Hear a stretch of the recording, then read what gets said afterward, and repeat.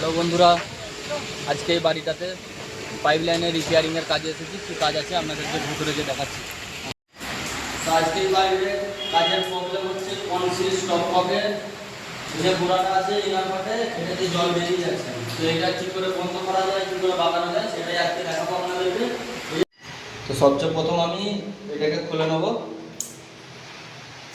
একটা স্ক্রুড্রাইভার নেবো। এখানে একটা রেঞ্জ আছে, এই রেঞ্জটাকে আস্তে করে খুলে নেবো।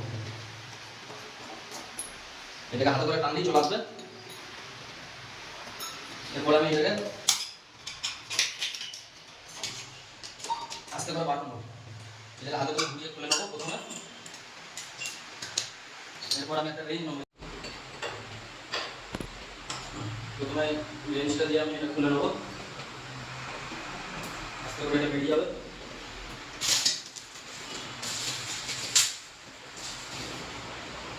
আপনারা যে কোনো প্লাম্বারের দোকানে যে বলবেন কনসিল স্টপ কপে ইনার পাল লাগবে, তাহলেই ওরা দিয়ে দেবে। আমি কি করবো ভাবতে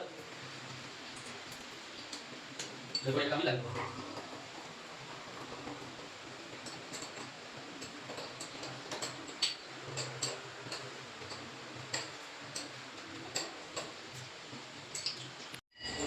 এরপরে এটাকে আমি লাগিয়ে নেবো, হাতের কাছে টাইট দিয়ে দেবো।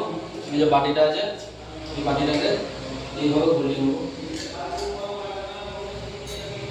এরপরেতে যে মাথাটা আছে এই মাথাটার সাথে এটার সাথে এটাকে এরকম করে লাগিয়ে দেবো। একটা রেঞ্জ আছে, নাটটা এখানে আঁটতে হবে।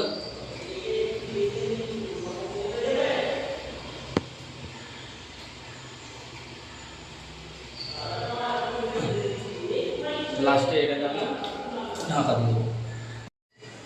বন্ধুরা, শেষমেশ কাজটা আমার কমপ্লিট হয়ে গেল। কাজটাকে দেখাচ্ছি, আপনারা দেখুন।